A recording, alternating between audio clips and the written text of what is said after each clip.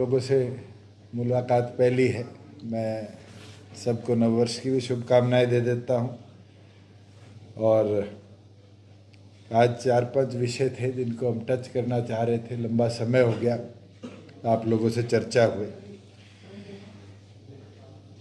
एक तो हरियाणा प्रदेश के अंदर पिछले 4.25 सालों में हमने रोड इंफ्रास्ट्रक्चर को बेहतर बनाने के लिए मजबूत कदम उठाए और उसके अंदर लगभग 15,005 किलोमीटर सड़क जो थी उसको हमारी सरकार ने रिपेयर किया और जहाँ जहाँ थोड़ी पैचेज में इम्प्रोवाइजेशन की ज़रूरत थी उनको इम्प्रूव किया। उसके साथ 1550 किलोमीटर प्रदेश के अंदर नया रोड नेटवर्क जो एग्जिस्टिंग नहीं था उसको बनाने का काम किया। उसके साथ लगभग 2500 किलोमीटर हमारा प्रधानमंत्री ग्रामीण सड़क योजना, जिसके अंदर स्टेट और सेंटर पार्टनरशिप के साथ रूरल रोड इंफ्रास्ट्रक्चर को बेहतर करने का है, उस पे कदम उठाए गए। 1360 किलोमीटर नाबार्ड के फंड से हमने प्रदेश के अंदर रोड नेटवर्क को इम्प्रूव किया। कुल मिलाकर 20,399 किलोमीटर स्टेट फंड से और सेंट्रल एड से हमने जो हमारे MDRs, ODRs, लिंक सड़कें और स्टेट हाईवेज, इस रोड नेटवर्क को 4.25 साल में इम्प्रूव करने का काम किया है। इसके एडिशनल करनाल का, अंबाला का, पिंजौर का, झज्जर का, छोटे बड़े 12 नेशनल हाईवेज के बाईपासेस, जिसमें 2 नई एडिशन जींद और उचाना बाईपास की है, इसकी भी केंद्र सरकार से स्वीकृति दिलाने का काम किया। और इनके लिए जो स्टेट से फंड्स जाने थे NHAI को, उनको ट्रांसफ़र कर कैसे शहरों से भी ट्रैफिक को बाहर की बाहर निकाला जाए और कंजेशन बचाई जाए, उसको पूरी तरह कंप्लीट करने का काम किया। और मुझे खुशी है कि जो हमारा पिंजौर का ट्रैफिक बद्दी को जाता था, जिसके अंदर बहुत बड़ा ट्रैफिक जाम कालका पिंजौर में लगा रहता था, उसका लगभग 93% काम कंप्लीट हो चुका। और जल्द मैंने गडकरी जी से भी निवेदन दिया है कि वो समय भी दे दे कि हम इसको इनॉग्रेट कर लें और एक नेशनल हाईवे के अंदर हमारे एडिशन हो जाए। इसके साथ जो हमारे यमुनानगर से पोंटा साहब शहर के अंदर से सड़क जाती थी, उसकी भी केंद्र की स्वीकृति आ गई है कि अब यमुनानगर शहर के और जगाधरी शहर के ऊपर से पोंटा साहब के लिए नेशनल हाईवे ही बाईपास को बनाने का काम करेगा, जिससे धार्मिक स्थली को भी जुड़ने वाले हमारे इस रोड नेटवर्क को बाईपास के तौर पर हम जोड़ पाएंगे और ठेठ पोंटा साहब तक नेशनल हाईवे का निर्माण पूरा कर पाएंगे। 2 साल पहले हमने एक कदम उठाया था कि फाटक मुक्त हरियाणा बनाएंगे, चाहे वो हमारे MDRs, ODRs हैं, उनके ऊपर भी जितनी जगह रेलवे फाटक थे उनको ROB की मदद से हम कंप्लीट करेंगे और रोड नेटवर्क को बिना हैसल के रेलवे फाटक पे रुकने के कनेक्टिविटी देंगे। आज मैं खुशी के साथ कह सकता हूँ कि 35 ROBs हमने कंप्लीट कर लिए हैं। 52 ROB हैं जो अगले 6 महीने में कंप्लीट हो जाएंगे और 43 ROB हैं जिनका काम रेलवे को ड्राइंग्स का या अप्रूवल्स का ऑलरेडी हो चुका है और इनका भी कंस्ट्रक्शन फेज़ जल्द शुरू हो जाएगा। और इसके बाद हरियाणा प्रदेश के अधिकतम जो ODRs, MDRs, उन सब पे कोई भी रेलवे फाटक आने वाले भविष्य के अंदर हमें देखने को नहीं मिलेगा। मुझे खुशी है कि निरंतर केंद्र सरकार का जो सपोर्ट हरियाणा को मिला है, उसके अंदर 2 ग्रीनफील्ड एक्सप्रेसवे, जिसमें एक डवाली से पानीपत है, एक हिसार से तो शाम और रेवाड़ी वाया महेंद्रगढ़ बाडड़ा है, इसकी भी डीपीआर कंप्लीट हो चुकी है और भारतमाला 2 के ए फेज़ के अंदर इनको डाल दिया गया है और जल्द जो official approval cabinet sub committee on infrastructure की है वो इस पे आ जाएगी और इसका भी एक्विजिशन का प्रोसेस हम शुरू करने का काम करेंगे। लगभग 350 ऐसे ब्लैक स्पॉट्स थे प्रदेश के अंदर जिसको हमने पिछले 3 वर्षों में पिन पॉइंट किया था, जहां निरंतर रोड एक्सीडेंट्स और कैजुअलिटीज़ होती है। आज प्रत्येक ब्लैक स्पॉट के ऊपर काम चल रहा है और गडकरी जी ने 300 एडिशनल जो ऐसे पॉइंट स्टेट गवर्नमेंट लाकर केंद्र सरकार को देगी उनके लिए भी सहमति जताई है। आज चाहे वो हमारा नेशनल हाईवे दिल्ली से लेकर डवाली तक का हो, उसमें मेजर जो पॉइंट्स थे, चाहे फतेहाबाद शहर के अंदर रानिया रोड पे था जिसमें अधिकतम महीने में 10-12 एक्सीडेंट हो जाते थे, कई लोगों की जान गई, उस पर आरओबी का काम शुरू हो चुका है। और थ्रू एंड थ्रू चाहे वो झज्जर रेवाड़ी रोहतक झज्जर रेवाड़ी हो आरजेआर, उस पर भी काम शुरू हो चुका है। और भी एक कदम पीडब्ल्यूडी और हरियाणा पुलिस ने मिलकर उठाया है कि अब कोई भी कार एक्सीडेंट जिसमें इंजरी या कैजुअलिटी होगी उसकी एफआईआर जब दर्ज होगी तो उसकी जियो टैगिंग साथ के साथ करी जाएगी, जिससे प्रोएक्टिवली हमें भी ये पता चलता रहेगा कि कहाँ एक्सीडेंट प्रोन एरिया प्रदेश में बन रहा है। और आने वाले भविष्य के अंदर इसको इमीडिएटली हम टेकअप करने का काम करेंगे कि वहाँ अंडरपास या ओवरब्रिज या अगर उस कट को बंद करने की ज़रूरत है तो एनएच के साथ मिलकर हम उसको टेकअप करने का कार्य करेंगे।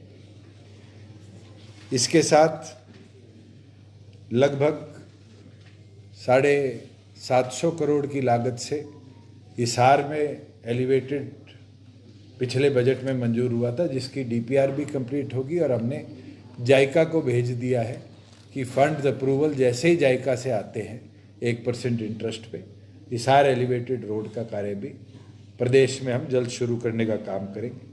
वहीं रेलवे की हमारी 3 नई मांगे थी, जिसके अंदर जो इंटरम बजट में, क्योंकि रेल का बजट नहीं आया, हमें लगभग स्वीकृति मंजूर हो चुकी है, जिसमें एक तो बहादुरगढ़ एलिवेटेड रेलवे लाइन है, जैसे रोहतक में एलिवेटेड करी थी, बहादुरगढ़ में भी 13.9 किलोमीटर की एलिवेटेड लाइन बनेगी जो दिल्ली बॉर्डर से लेकर आसोदा जंक्शन जो कि ऑर्बिटल रेल कॉरिडोर का है और दिल्ली रोहतक लाइन का है, इसके ऊपर बनाया जाएगा, जिसमें जो मेन जंक्शन हमारे माल के लोडिंग अनलोडिंग का है उसको भी आने वाले भविष्य में आसोदा शिफ्ट किया जाएगा।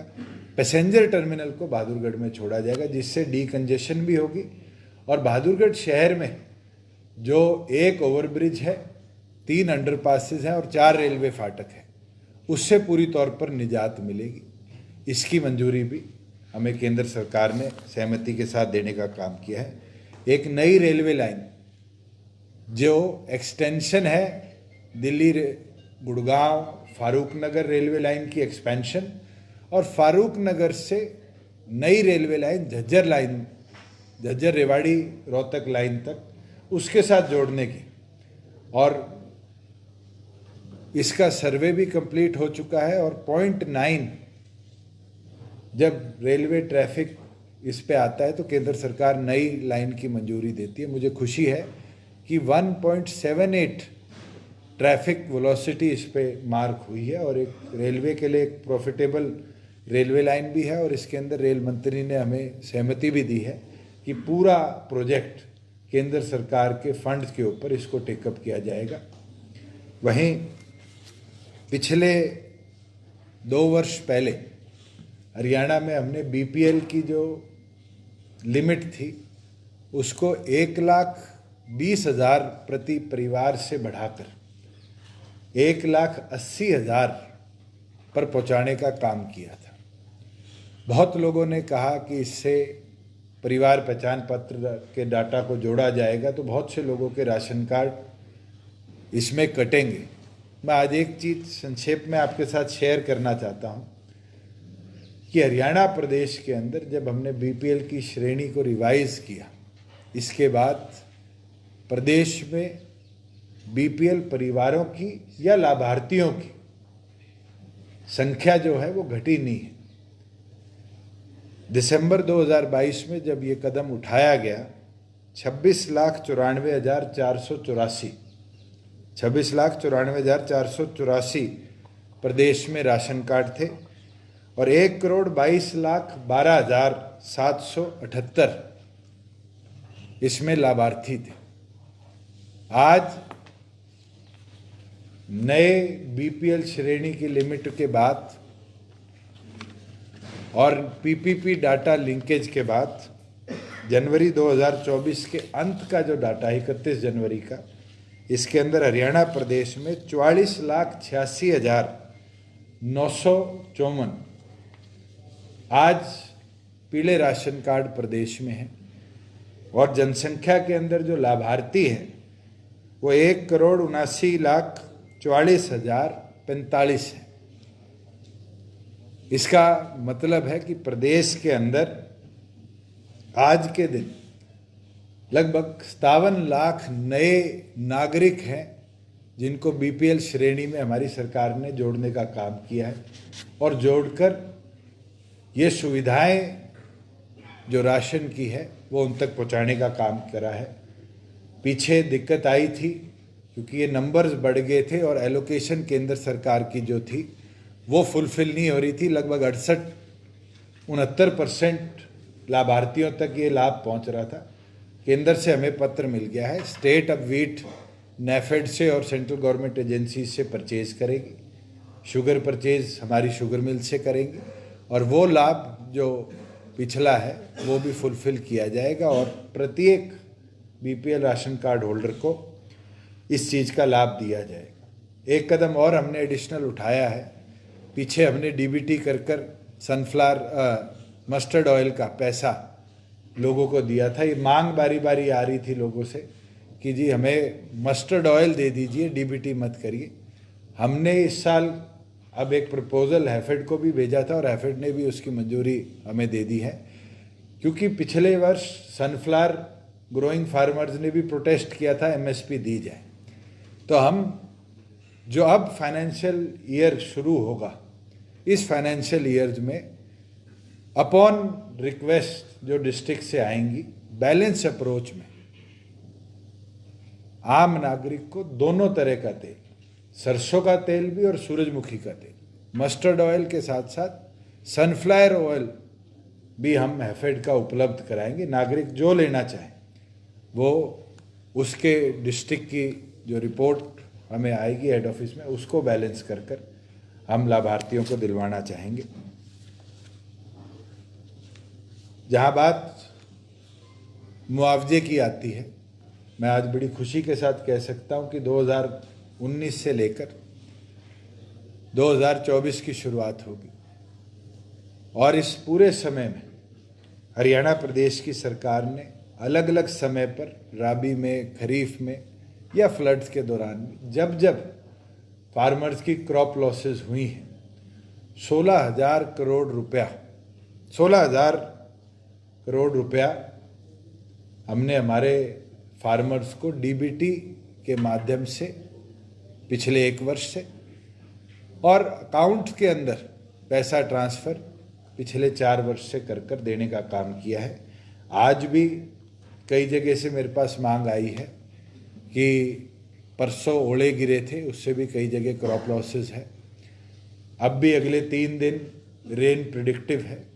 इस सभी चीज़ को देखते हुए हमने ये निर्णय भी नहीं है, मैं आपके माध्यम से सिर्फ जागरूक करना चाह रहा हूँ कि जनरल गिरदावरी 1 फरवरी से 1 मार्च तक पूरे प्रदेश भर में चल रही है। जहाँ भी इस तरह की क्रॉप लॉसेस की रिपोर्टिंग आएगी उनको डिस्ट्रिक्ट एडमिनिस्ट्रेशन भी मॉनिटर करेगा, मगर मैं आपके माध्यम से प्रत्येक फार्मर से भी निवेदन करता हूँ कि ये ताकत हरियाणा सरकार ने आपको भी दे रखी है। और आपके मोबाइल पर है, और आप भी क्षतिपूर्ति के माध्यम से सरकार तक कोई भी क्रॉप लॉस हुआ है उसकी डायरेक्ट रिपोर्टिंग कर सकते हैं। इसके साथ साथ 1.25 वर्ष पहले हरियाणा प्रदेश के अंदर digital record room district level पर हरियाणा सरकार ने बनाया था, और बड़ा सक्सेसफुल हुआ कि किसी भी व्यक्ति को पुराना रेवेन्यू रिकॉर्ड भी देखना था या निकालना था तो उसको कागजों को खंगालने की जरूरत नहीं पड़ती थी।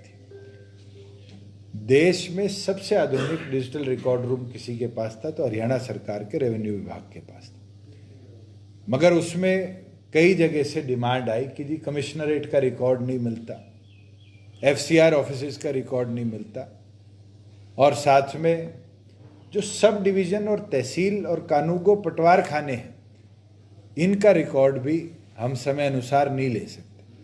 तो हमने एक टारगेट लिया था कि हम हमारे FCR ऑफिस, कमिश्नरेट और सब डिवीजन्स को 31 मार्च तक कंप्लीट कर लेंगे। We are on target. और मैंने आगे भी आदेश दे दिए हैं कि कानूगो पटवार खाने तक जो रिकॉर्ड है जो कि बहुत लेंदी है उसको भी 2024 के अंत तक हम पूरी तौर पर डिजिटलाइज कर लेंगे, जिससे हरियाणा प्रदेश का 100% रेवेन्यू रिकॉर्ड जो है वो डिजिटलाइज हो जाएगा। कंसोलिडेशन की बारी बारी हमने बैठकें भी करी, जिम्मेवारी भी लगाई, और मुझे खुशी है 125 से ज़्यादा गांव नॉन कंसोलिडेटेड थे हरियाणा प्रदेश के अंदर। आज के दिन वो संख्या घटकर 54 गांव की रहेगी, 54 विलेजेस। और हमारा टारगेट है कि इस वर्ष के अंदर जहां कोई लिटिगेशन हाईकोर्ट में पेंडिंग है जिसमें अधिकतम गांव हैं, उनको छोड़कर नॉन लिटिगेटेड जितने भी हमारे विलेजेस हैं इस वर्ष के अंदर हम उनकी कंसोलिडेशन को पूरा करने का काम करेंगे। साथ में कई साथी पूछा करते थे कि रेवेन्यू पे बारी बारी आरोप लगते हैं। मैं एक छोटा सा फिगर आपके साथ शेयर कर सकता हूं कि 2019-20 का जो हमारा फाइनेंशियल ईयर एंड हुआ था 6200 करोड़ रुपया हरियाणा प्रदेश में रेवेन्यू स्टैंप से और अलग जो हमारे स्टैंप ड्यूटी परचेजेस हैं उनसे कलेक्ट होता था। आज हम 2024 में बैठे हैं, फरवरी के महीने में, अभी भी हमारे पास 29 का महीना ये है और 31 दिन मार्च के 10,000 करोड़ से ज़्यादा स्टैंप ड्यूटी कलेक्शन हरियाणा प्रदेश में हम कर पाए। और मैं मानता हूँ ये टारगेट नहीं है, ये क्लेanलीनेस है। मुझे लगता है जो हमने सुविधाएं दी नागरिकों को, जो डिवीज़न ऑफ पावर करी नायब तहसीलदार, तहसीलदार से SDM, DROs तक, ये उसका फ़ायदा है कि आम नागरिक को बेहतर सुविधाएं मिल पा रही हैं और सुविधाओं के साथ साथ प्रदेश को रेवेन्यू ज़्यादा मिल रहा है। और एक मैं फैक्चुअली आपको फिगर दे सकता हूँ कि इसके अंदर कोई भी स्टैंप ड्यूटी के नंबर्स में इंक्रीज़ नहीं हुआ। हरियाणा प्रदेश में पहले भी 5% महिलाओं के लिए और 7% औरों के लिए स्टैंप ड्यूटी थी, आज भी वही है, मगर उसके बावजूद भी हम 4,000 करोड़ से ज़्यादा रेवेन्यू इस वित्त वर्ष में, और कंपैरिजन करें तो पिछले साल 10,200 करोड़ था, उससे पिछले साल 9300 करोड़ था। ओवर ईयर्स हम इंक्रीज करा पाए हैं। वहीं टैक्सेशन कलेक्शन जो थी GST की, उसके अंदर भी 30% की ग्रोथ हमारी क्युमुलेटिव 4 साल के अंदर है, और इस साल के अंदर अभी तक 16% ग्रोथ में हरियाणा प्रदेश चल रहा है। हम 32,456 करोड़ रुपया इस वित्त वर्ष में अब तक कलेक्ट कर पाए हैं। और मेरा मानना है कि जो टारगेट हमारी सरकार ने लिया था कि हम इसको 36,000 करोड़ लेके जाए, उसको भी पूरे प्रदेश में हम अचीव कर पाएंगे। वहीं जो हमारा एक्साइज कलेक्शन था 2019-20 का 6361 करोड़ था। पिछले वर्ष के कंक्लूशन में ये 9687 करोड़ था, जो कि जुलाई में जाकर कंक्लूड हुआ था एक्साइज ये। और मैं खुशी के साथ कह सकता हूं कि 28/1/24 तक इस वर्ष में हमारी जो एक्साइज कलेक्शन है वो 9232 करोड़ है। और इस वित्त वर्ष के अंदर हम अपना जो टारगेट 10,500 का था उसको भी क्रॉस कर 11,500 करोड़ से ज़्यादा एक्साइज कलेक्शन प्रदेश भर में कर पाएंगे। और इसके अंदर एक कदम जो देश में किसी भी प्रदेश में नहीं उठा है उसको हरियाणा प्रदेश प्राथमिकता के साथ लेके चल रहा है कि हमने पूरी तौर पर 29 फरवरी के बाद प्लास्टिक बॉटल्स पर हरियाणा प्रदेश में बैन लगा दिया है। तो जो कंट्री लिकर पेट बॉटल्स में बिका करती थी प्लास्टिक की, उसके ऊपर भी पूरी तरह अब बंदिश लगाई गई है। साथ में मैं एविएशन सेक्टर को ज़रूर टच करना चाहूँगा, क्योंकि हरियाणा प्रदेश ने पिछले 4 वर्ष में एविएशन में एक अलग ग्रोथ कर दिखाई। और इसके अंदर मेजर प्रोजेक्ट जो हमारा है वो हिसार एविएशन हब है। पिछले दिनों हैदराबाद के अंदर जब हमारा एविएशन समिट हुआ विंग्स इंडिया 24, 3 MOUs और एग्रीमेंट्स हमारे हुए। पहला एयरपोर्ट अथॉरिटी ऑफ इंडिया के साथ, जिसके अंदर प्रॉपर जो इक्विपमेंट मैनेजमेंट और एयरपोर्ट की फंक्शनिंग है उसके ऊपर हरियाणा सरकार और भारत सरकार की सहमति हुई, जिसमें एयरपोर्ट अथॉरिटी आने वाले भविष्य में जितने ऑपरेशन हिसार एयरपोर्ट में होंगे उसका technical support and functioning airport authority of India manage करने का काम करेगी। सेकंड, पवन हंस लिमिटेड, भारत सरकार और हरियाणा सरकार के अंतराल एक एग्रीमेंट हुआ, जिसमें 30 एकड़ जमीन गुड़गांव के द्वारका एक्सप्रेसवे के साथ HSID से लेकर एविएशन विभाग ने भारत सरकार को दी है, जहां देश का सबसे बड़ा हेली हब, जिसकी नींव पिछले साल के बजट में प्रधानमंत्री जी ने रखी थी, उसके अंतर्गत हम रखेंगे। और खुशी है कि कल आखिरी पत्राचार हमारा कंप्लीट हो गया लैंड के अकॉर्डिंग। DPR के लिए हमने पैसे सैंक्शन कर दिए और अगले 15 दिन के अंदर पवन हंस, जो गवर्नमेंट ऑफ इंडिया की एक नवरत्न कंपनी है, वो इसकी DPR और फिजिबिलिटी के साथ हमें रिपोर्ट लेकर लैंड का टेक ओवर करने का काम करेगी। और जल्द गुड़गांव को IGI एयरपोर्ट से मात्र 13 किलोमीटर दूर देश का सबसे बड़ा हेलीकॉप्टर हब मिलेगा, जहां से प्राइवेट चार्टर्स भी और हेलीकॉप्टर टैक्सी सर्विसेज भी और मेडिकल एम्बुलेंस की जो हेली सर्विसेज हैं उसको पूरे नॉर्दर्न रीजन को कनेक्टिविटी देने के लिए गुड़गांव एक एपिसेंटर बनेगा। इसके साथ तीसरा एग्रीमेंट जो विंग्स इंडिया में हमारा हुआ था वो था अलायंस एयर का और हरियाणा सरकार का, जिसमें अलायंस एयर और हरियाणा सरकार में एक सहमति VGF के अंदर हुई है कि हम गैप फंडिंग करेंगे। गैप फंडिंग से 9 रूट्स को हमने चिन्हित किया है। हिसार एयरपोर्ट से अलायंस एयर के 2 जहाज डेली कनेक्टिविटी देंगे और ऑल्टरनेट के तौर पर हफ्ते में 3 दिन एक रूट, जैसे ही हमारा सिविल टर्मिनल अंबाला का बन जाएगा, अंबाला से भी अलायंस एयर भविष्य में कनेक्टिविटी देने का काम करेगी जम्मू को भी, और जो हमारी नियरेस्ट लोकेशंस है जहां पर अलायंस एयर का एयरक्राफ्ट इक्विप्ड है लैंडिंग के लिए। इसके साथ साथ वहां पर जो 3 हमारी बड़ी एयरलाइंस हैं, इंडिगो, अकाशा और स्पाइसजेट, उनके रिप्रेजेंटेटिव्स ने भी अपनी इच्छा जताई है कि वो, जैसे चंडीगढ़ में लैंड पार्किंग रात को होती है जहाज़ों की, आने वाले भविष्य में दिल्ली की कंजेशन को देखते हुए हिसार को भी एक ऑल्टरनेट रूट के तौर पर बड़ी एयरलाइंस भी टेकअप करने का काम करेगी। मैं एक चीज़ और आपको बताना चाहूँगा, कई दिन अखबारों में भी चली कि 75% को हाई कोर्ट ने टर्न डाउन कर दिया। हमारी सरकार गंभीर भी है, हम पूरी तौर पर हमारे उस लक्ष्य को अचीव करने पे जुटे हुए हैं, जहाँ हरियाणा के बच्चों को हरियाणा के रोज़गारों में 75% रिजर्वेशन मिले, उनकी हिस्सेदारी बने। और उसके उपरांत हमने एसएलपी भी मूव करी थी और मुझे खुशी है कि 6 तारीख को की जो शेड्यूल है मोस्ट प्रॉब्ली उसके अंदर हमारी एसएलपी लिस्ट हो जाएगी।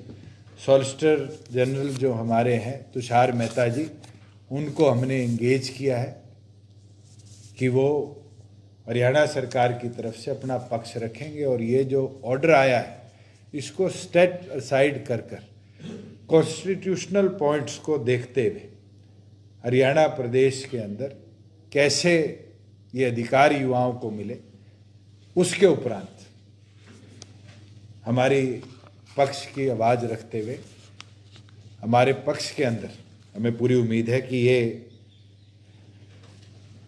जो 75% एक्ट है इसको सहमति से माननीय सुप्रीम कोर्ट देने का काम करेगा। लास्टली मुझे खुशी है कि 4 साल के अंदर डिस्पाइट कोविड प्रदेश के अंदर इंडस्ट्रियलाइजेशन बढ़ी है। जो आंकड़े दिसंबर 31 तक के हमारे पास है, लगभग 39,700 करोड़ का बड़ी लघु माध्यमिक उद्योगों का निवेश हरियाणा प्रदेश में हुआ है। और हमने कोई बहुत बड़े लेवल पर समिट्स भी नहीं करे, प्रदेश के एक्सचेकर के पैसे को बर्बाद नहीं किया, मगर एक डेस्टिनेशन पॉलिसीज़ के माध्यम से हरियाणा को बनाने का काम किया है और उसका असर दिखने को मिला। हीप 2020 के अंदर भी हमारी सरकार ने अब तक अलग अलग उद्योगों को लगभग 36,000 करोड़ का बेनिफिट दिलवाने का काम किया है। और उसके साथ जो हमारी 9 एडिशनल पॉलिसीज़ प्रदेश में आई, चाहे वो एरो डिफेंस हो, इलेक्ट्रिक व्हीकल हो, स्टार्टअप हो, इन तमाम पॉलिसीज़ से हरियाणा के आम नागरिक को उद्योग से रोज़गार मिला, उसमें बहुत लाभ मिला है। जिसमें सबसे बड़ा 15,000 करोड़ का एक ही निवेश मारुति सुजुकी इंडिया लिमिटेड ने खरखोदा में दुनिया का सबसे बड़ा कार मैन्युफैक्चरिंग प्लांट, जिसमें 10,000 गाड़ियाँ प्रतिवर्ष 10 लाख गाड़ियाँ प्रतिवर्ष मैन्युफैक्चर होंगी, इसका काम शुरू कर दिया। और फेज़ 1 जो है वो जनवरी 2025 के अंदर शुरू हो जाएगा, फेज़ 2 जून 2026 में और फेज़ 3 उस प्लांट का 2027 के अंदर मारुति सुजुकी इंडिया लिमिटेड ने टारगेट कर रखा है कि वो स्टार्ट करेगी। मैं दोबारा आपको बोलना चाहूँगा कि हमारा उद्देश्य यही रहा है कि प्रदेश को हम कैसे बेहतर और तरक्की के पथ पर लाएं। और हमारी सरकार ने पिछले 4.25 वर्षों में पूरी दृढ़ता के साथ हरियाणा प्रदेश की प्रगति के उपरांत काम किया। कोई आपके सवाल? ये बजट आने वाला है केंद्र सरकार का, तो हरियाणा के लिए कुछ उम्मीद करते हैं? केंद्र सरकार का एक सप्लीमेंट्री बजट आया है। मेन बजट तो 2024 की जुलाई में आएगा, जब नई सरकार का निर्माण होगा। मगर मुझे बड़ी खुशी है कि 3-4 सेक्टर जिसमें हरियाणा सरकार निरंतर काम कर रही है, उस पर केंद्र सरकार ने इस इंटरिम बजट में कदम उठाए हैं। पहला तो सेल्फ हेल्प ग्रुप्स का, जिसमें लखपति दीदी बनाई गई हैं। हरियाणा प्रदेश में 4 वर्षों में सेल्फ हेल्प ग्रुप्स की संख्या 16,000 से बढ़कर 48,000 सेल्फ हेल्प ग्रुप्स बने। और केंद्र सरकार ने भी इसकी जो संख्या है उसमें 1 लाख नए सेल्फ हेल्प ग्रुप्स का इजाफा किया है। मैं मानता हूं कि उस टारगेट में हरियाणा प्राथमिक रहेगा। ग्रीन एनर्जी के ऊपर जो कार्य केंद्र सरकार ने निर्धारित करे हैं, जिसमें बजट की भी बहुत ज़्यादा इन्हांसमेंट हुई है, हरियाणा के अंदर पिछले 2 वर्षों में 9 एथेनॉल प्लांट्स नए लगे हैं, 7 कंप्रेस्ड बायोगैसेस प्लांट लगे हैं और मैं मानता हूँ ये संख्या दिन प्रतिदिन बढ़ती जा रही है। ग्रीन एनर्जी के ऊपर 1000 रुपये प्रति एकड़ पराली ना जलाने का जो बेनिफिट हमारी सरकार ने देने का काम किया, उसके बाद बहुत से ऐसे फार्मर्स ने पराली ना जलाते हुए ग्रीन एनर्जी की ओर अपने पराली को बेचने का काम किया है। और तीसरा, जिसका मैं अंत में अभी विवरण आपको दे के गया था, कि एमएसएमई सेक्टर्स में सबसे बड़ा सेक्टर जो है वो स्टार्टअप्स का है।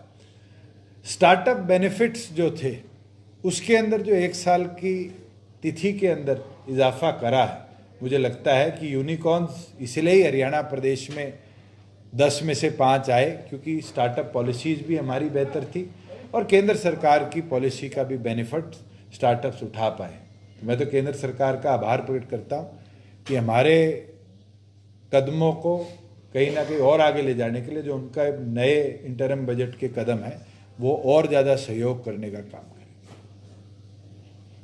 स्टेट गवर्नमेंट का बजट भी आ रहा है, तो क्या फोकस रहेगा? इलेक्शन ईयर भी है। 20 तारीख से हमारा बजट सेशन चल रहा है और जैसे पिछले 4 वर्षों में हमने इनोवेटिव स्टेप्स उठाए और इनोवेटिव स्टेप्स के माध्यम से प्रदेश के अंदर नया इन्वेस्टमेंट भी आया, प्रदेश के अंदर ease of living, ease of doing business पे प्राथमिकता दी गई और प्रदेश के प्रत्येक आम नागरिक का जो जीडीपी कलेक्शन है उसमें भी देश में प्राथमिक 2 प्रदेशों में हरियाणा को गिना जाता है। मैं ये मानता हूँ कि अगले बजट के अंदर भी इसके ऊपर और बेहतर कदम हम उठाएंगे, चाहे वो हमारे इंफ्रास्ट्रक्चर प्रोजेक्ट्स को थ्रस्ट देने की बात आए, चाहे वो इंडिविजुअल नागरिक तक सुविधाओं को बेहतर और जल्दी कैसे पहुंचाया जाए। आपने स्वयं देखा होगा कि फार्मर के खाते में जब से हमने पैसे भेजने शुरू करे उसका लाभ हमारे फार्मर्स के साथ साथ केंद्र सरकार को भी मिला कि एफसीआई और food ministry government of India ने पूरे देश में उस चीज़ को रेप्लिकेट करा। हमने डिजिटल लाइब्रेरीज के ऊपर कदम उठाए। केंद्र सरकार के पिछले बजट के अंदर प्रत्येक गांव में डिजिटल लाइब्रेरी इस्टेब्लिश करने के लिए निर्णय लिया गया। आज प्रदेश के अंदर 11 एक्सप्रेसवेज, 35 नेशनल हाईवेज ऑलरेडी हैं और इसकी संख्या भी बढ़ रही है केंद्र के सहयोग से। मैं मानता हूं कि जो एमडीआरस और ओडीआरस हैं, इस बजट के अंदर हम ये टारगेट लेंगे कि उनको भी हमें स्ट्रेंथन और अगर वाइडन करना पड़े तो बजट की अनुमति के माध्यम से हम उनको टेकअप करेंगे। तो जी, एक लोकसभा इलेक्शन आने वाले हैं, 4.25 साल से जेजेपी और बीजेपी का कोalition हरियाणा में है। Keeping in view upcoming Lok Sabha polls, what is the wish list of the JJP? देखिए, हम आज भी एनडीए का हिस्सा है और विश कोई मेरे चाहे भी पूरी नहीं होगी और किसी के चाहे भी पूरी नहीं होगी। ये तो राजनीति है, इसके अंदर बैठ के वार्तालाप करके निर्णय लिए जाते हैं। But yes, we are a strong partner of NDA. We were committed कि हम प्रदेश को स्थिर सरकार दे और 4.25 साल से प्रदेश के अंदर स्थिर सरकार हम लेकर चल रहे हैं और आगे भी एनडीए के अंदर दोनों पार्टीज़ की लीडरशिप बैठ के चर्चा कर कर ही लोकसभा के और आगे फ्यूचर विधानसभा के ऊपर निर्णय लेंगे। तो आपकी कोशिश क्या रहेगी? जैसे बीजेपी कह रही है कि 10 की 10 सीटें, देखिए, वो भी अपनी तैयारी कर रहे हैं, हम भी अपनी तैयारी कर रहे हैं। हमने भी 6 लोकसभा को टच किया, 4 को अब फरवरी के महीने में हम टच करेंगे और प्रत्येक लोकसभा के अंदर या विधानसभा के अंदर हमारा कैडर अपना काम कर रहा है और जब 2 मिलेंगे तो 1 और 1 11 की ताकत के साथ चुनाव लड़े जाएंगे। 1 महीना से पटवारी कानून वो हड़ताल पे है, कहानी बात बन पा रही, लोग परेशान हैं, इसका क्या?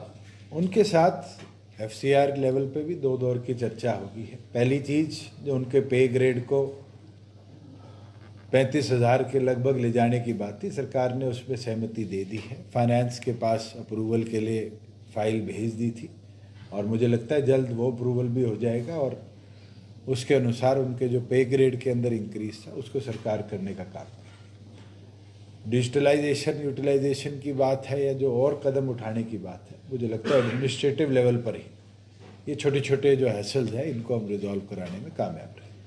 विजय जी, जो बलराज कुंडू का क्या मामला, जो कल दिग्विजय जी ने कहा कि पहले ही उन्होंने हमसे खूब काम करवाए हैं लेकिन अभी किन्हीं कारणों से मना कर दिया, तो बलराज कुंडू ने कहा कि अगर मेरे यहाँ काम हुए तो लोग ऐसा क्यों कहें? आप जाइए मैम के अंदर, ये तो मैं ऑन रिकॉर्ड आपको बोल देता हूँ। अभी तो मेरे पास कागज नहीं है, मेरे आंकड़े थोड़े बहुत मैं याद रखने की आदत रखता हूँ। आज महम कॉन्स्टिट्यूएंसी के अंदर भी 100 करोड़ से ऊपर के सड़कों के निर्माण हुए। प्रधानमंत्री ग्रामीण सड़क योजना के अंदर भी उनकी मेजर सड़कों को हमने दुरुस्त करवाया। अगर भेदभाव होता तो शायद वो काम ना होते। अगर कम्युनिटी सेंटर्स आए, ई लाइब्रेरीज आई, गांव के अंदर नई टेक्नोलॉजी के साथ डेवलपमेंट के कार्य हमने करवाए, तो प्रदेश के किसी विधायक को भी मुझे नहीं लगता आज ये कहने की जरूरत है कि मेरे काम नहीं हुए। आज रिकॉर्ड उठाकर देखो, उनकी कॉन्स्टिट्यूएंसी के अंदर समण हो, मोखरा हो, ये तो मैं ही गांव जानता हूँ जिनके अंदर वाटर लॉगिंग की समस्या आज की नहीं है, दशकों पुरानी है। 70 करोड़ की लागत से फ्लड एंड ड्रॉट के अंदर एक मैम कॉन्स्टिट्यूएंसी में हमने परमानेंट इंफ्रास्ट्रक्चर क्रिएट किया है, जिसमें पाइपलाइंस, पंप सेट्स लगाई गई है जो ड्रेन्स तक पानी को ले जा रही है। और केवल मात्र एक कॉन्स्टिट्यूएंसी नहीं, ये तो आप सब इस चीज़ को जानते हैं कि हरियाणा प्रदेश में कांग्रेस के शासन में 125 करोड़ रुपया भी फ्लड एंड ड्रॉट में यूटिलाइज नहीं हो सकता था। पिछले वर्ष हमने बढ़ाकर 1100 करोड़ किया। इस वर्ष उसको हम जो टेंटेटिव प्लान है 100 करोड़ से भी बढ़ाकर 1500 करोड़ लेके जा रहे हैं। और ये दादरी हो, महम हो, बवाड़ी खेड़ा हो, दुलाना हो, नारनौंद हो, सफीदो हो, एक ही हरियाणा की ऐसी बेल्ट थी जहां कॉन्ट्यूरिंग में सबसे निचला एरिया आता था और वहां पानी बारिश में खड़ा होता था और कई बार दो फसलों तक क्रॉप लॉस वहां देखा जाता। वहां पर परमानेंट इंफ्रास्ट्रक्चर बना के जो निजात मिली है, मुझे लगता है इससे किसी एक एमएलए या एक कॉन्स्टिट्यूएंसी नहीं, उस पूरे क्षेत्र का हमने भला किया। ये अपोजिशन का आरोप है कि एजुकेशन में बड़ा जो पद रिक्त है, कमरों का निर्माण नहीं हुआ, करीब 2500 से ज़्यादा कमरों का निर्माण होना बाकी है, शौचालय नहीं है छात्रों के लिए, तो इस बारे में क्या कहेंगे? देखो, मैं एक चीज़ पे तो मानता हूँ कि कोविड के बाद जो भर्तियाँ होनी थी और जिस प्रोसेस के साथ होनी थी वो टाइमली नहीं हो पाई। आज मैं सुबह फायर का रिव्यू भी कर रहा था तो लगभग 1800 के आसपास हमारे पास फायर टेंडर ऑपरेटर्स और ड्राइवर्स की कमी है और उसको हमने कौशल से बहुत हद तक फुलफिल कर रखा है। मगर जब तक परमानेंट एम्प्लॉयमेंट नहीं होगी, एक चीज़ तो सेटबैक के तौर पे देखी जाएगी। मगर स्टाफ सिलेक्शन कमीशन ने ये कमिट किया है कि वो जल्द जो ग्रुप डी और सी के सीईटी के एग्जामिनेशंस हुए हैं उसका डॉक्यूमेंट वेरिफिकेशन प्रोसेस को कंप्लीट कर लेगी और डॉक्यूमेंट वेरिफिकेशन के बाद जो नए लाभार्थी जो हमारे एम्प्लॉयज़ हैं वो एम्प्लॉयज़ आकर प्रदेश सरकार की सेवा में उतर जाएंगे। जहाँ कमरों के निर्माण की बात है, फंड्स आर अवेलेबल। जहाँ जहाँ से डीओ लेवल से रिपोर्ट्स आती हैं, एजुकेशन विभाग निरंतर अप्रूवल भी और फंड ट्रांसफ़र भी कर देता है। इसका निर्माण, क्योंकि ये स्टेट गवर्नमेंट मॉनिटर्ड स्कीम नहीं है, गवर्नमेंट ऑफ इंडिया का सर्व शिक्षा अभियान के अंदर डायरेक्शन थे कि village level committee will oversee. तो ये विलेज लेवल कमेटीज़ के अंदर कोई डिले आया है तो मैं ज़रूर इसको चेक। सरकार की काफी अचीवमेंट्स जो आपने बनाई, उपलब्धियां रही, but do you perceive any challenge from the opposition parties in the election in office? आज के दिन तो ये हालात है कि ऑपोजिशन आज के दिन सबसे खिंडा हुआ है और इतना डिवाइडेड ऑपोजिशन इंडियन हिस्ट्री में शायद ही देखने को मिला हो जब एक टेबल पे बैठ के रोटी खाते और कमरे से बाहर निकलते ही लड़ाई लड़ लेते। नीतीश कुमार जी एनडीए का हिस्सा बन चुके। ममता दीदी ने जो बयान परसों दिया है, मुझे नहीं लगता कि आप में से कोई एक ऐसा भी पत्रकार छायाकार साथी होगा जिसने पढ़ा ना हो कि कांग्रेस 2 सीट भी नहीं जीत सकती। आज के दिन ऑपोजिशन जितना डिवाइडेड है, मैं मानता हूँ कि our government doesn't foresee any challenge. State perspective पहले तो लोकसभा है, और स्टेट के अंदर भी आज के दिन मैं मानता हूँ जिस तरह से डिवाइडेड कांग्रेस स्टेट में भी है, नेशनल लेवल पर तो डिवाइडेड ऑपोजिशन है, यहाँ तो डिवाइडेड कांग्रेस है। एक फादर सन ग्रुप है, एक एसआरके ग्रुप है, और तो और प्रभारी ग्रुप है। जितने ग्रुप बन चुके हैं, मुझे नहीं लगता है कांग्रेस के खात्मे के लिए इससे ज़्यादा किसी चीज़ की जरूरत है। और कैप्टन अजय यादव ने तो खुल के कह दिया, बहुत आदरणीय है, कि मेरे को घुटन महसूस होने लगी। मैं तो कहता हूँ अगर कांग्रेस में इतनी घुटन है तो हमारे दरवाजे खुले हैं, आइए, सम्मान भी ज़्यादा देंगे और आपको आगे भी रख के चलेंगे। आम आदमी पार्टी को लेकर क्या? जो नतीजे आम आदमी पार्टी ने पोस्ट पंजाब इलेक्शंस स्टेट्स में चुनाव लड़कर लाई है, ये एक चीज़ क्लियरिटी है कि किसी भी और स्टेट ने आम आदमी पार्टी को अपनाने का काम नहीं किया। हमारे यहाँ भी एक ट्रेंड चला था कि पूर्व मंत्री, पूर्व सांसद, पूर्व विधायकों ने एक लाइन लगाकर आम आदमी पार्टी ज्वाइन करी, मगर आज प्रैक्टिकल डाटा जो है वो यही है कि उनमें से कोई आम आदमी में नहीं बचा, और कोई एक आधा बचा हुआ भी है तो वो ऐसा है जो ढूंढ रहा है कि मुझे सम्मानित जगह कहाँ मिलेगी, मैं चला जाऊं। एक आखिरी सवाल है कि लोकसभा में चर्चा होती है, मुद्दों को लेकर होती है, सबसे ज्यादा चर्चा उचाना सीट को लेकर होती है, लगातार कोई बयान सामने आते रहते हैं सीट को लेकर, आप क्या कहते हैं? मैं आपको एक चीज विश्वास के साथ कह सकता हूँ, मैं उचाना नहीं छोड़ूंगा, और जिसको उचाना छोड़ना है वो तो पार्टी छोड़ने की तैयारी करे बैठा है। मैं तो बयान सुन रहा था, और उस बयान में मेरे लिए कहा गया कुछ ऐसे शब्द जो मुझे लगता है उनकी उम्र के आदमी को तो दोबारा फिर बोलेंगे जो दुष्यंत जी नहीं कहने चाहिए। मैं एक चीज कह सकता हूँ, I am young and dynamic, I am not tired and retired.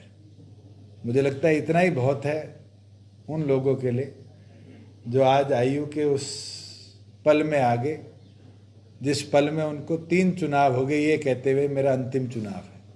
और एक नहीं है, हरियाणा की राजनीति में अनेक लोग हैं जो 2024 के चुनावों में ये कहेंगे कि ये मेरा अंतिम चुनाव है।